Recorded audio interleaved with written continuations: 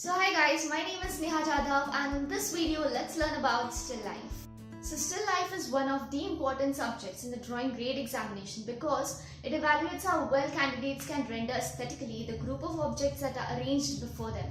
So for the ones who don't know what the grade examination is all about, I've provided this information in the description box below, so go check it out. So yeah, coming to the point, still life is a work of art which mostly depicts inanimate subject matter.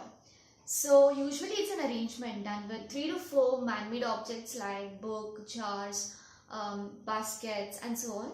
And also there is 2 to 3 natural objects like fruits, vegetables, coconuts and so on. And also there's a drapery behind the arrangement. So fundamentally speaking, the benefits of learning still life drawing is best for the ones who want to learn about shading and understand tones. And most importantly, you study about proportions of shapes of objects and you also get a general understanding of the space organization. So here is an arrangement I made for still life drawing, and I have used different random objects of different sizes and arranged it in a way that seems appealing for the viewers.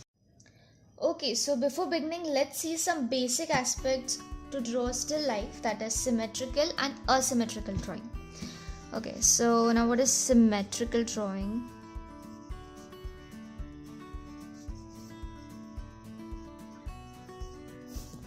So symmetrical drawings are those drawings whose shapes on the left and right of the central lines are exactly alike as mirrored images.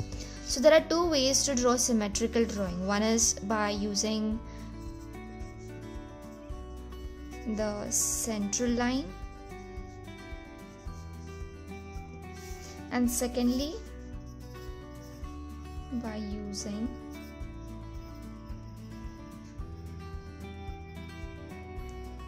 construction line. Okay, now by using central line. So while practicing still life, do not try to draw the complete group of objects at once. First, draw the central line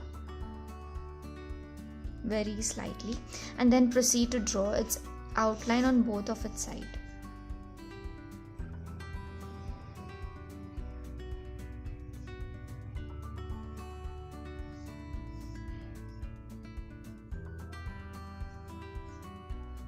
Similar on the other side.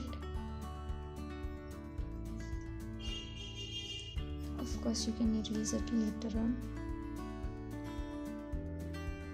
And then when it is final, you can do it dark.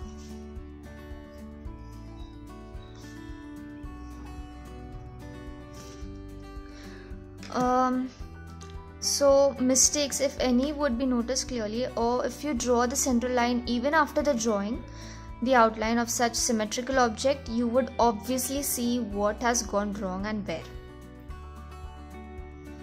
Like this. First I'll do the object directly.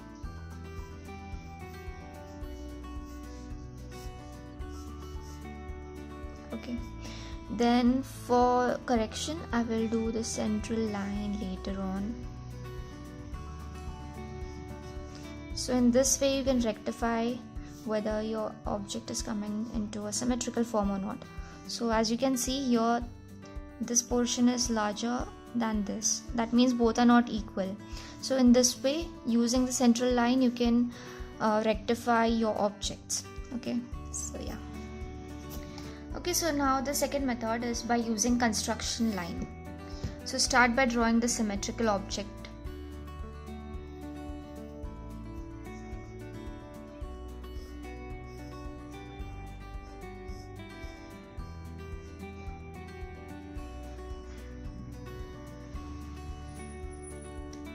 And then if you have to check whether it is perfect in proportion, what you can do is you have to draw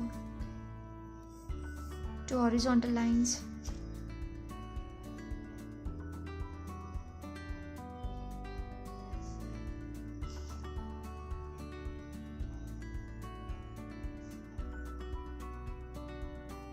Two vertical lines. Okay, so this is formed into a rectangle shape, and a center line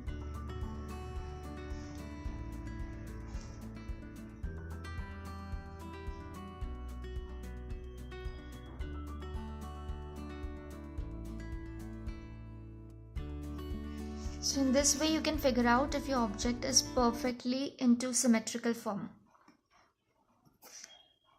So these are the two methods. Next are the asymmetrical objects. Now objects like books, compass box, fruits, umbrella are all asymmetrical objects, and these objects do not require a construction line. But you need to have a little idea about perspective to draw such rectilinear objects. So for example, I have taken here a compass box. And it's all about perspective. Okay.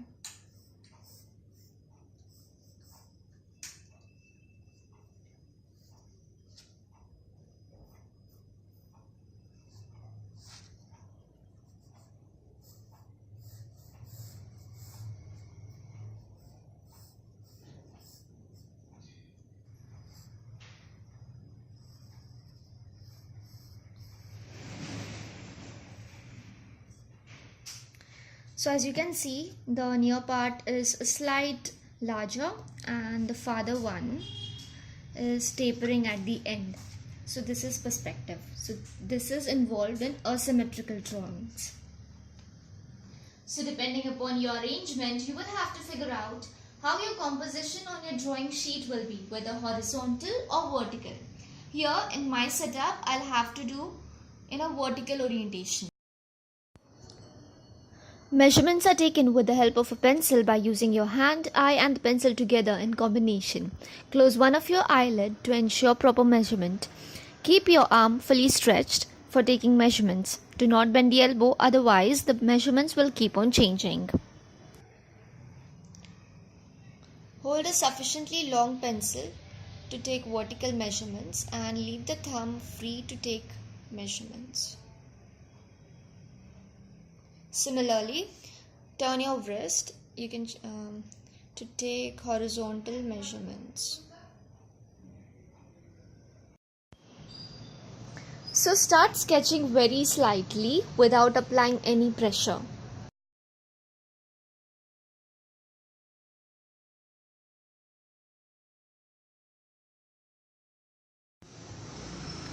So while drawing a group of still life objects, take care that the drawing is not too small. Almost 3/4 part of the paper should be covered by the objects, and it is appropriate to leave out unnecessary parts of the still life.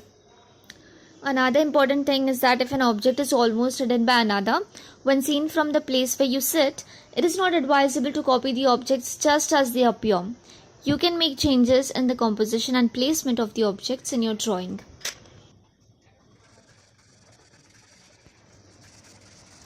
Another basic aspect to learn for the purpose of shading is about tones that we get by lighting.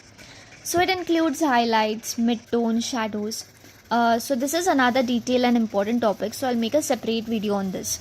Okay, so before jumping on to shading with different coloring mediums like poster colors, oil painting, watercolors or whatever medium as a beginner, when you learn still life, it is important to practice it with pencil shading, that is in monochromatic color scheme, as it will give you a fair idea of the effects of shade and light on objects.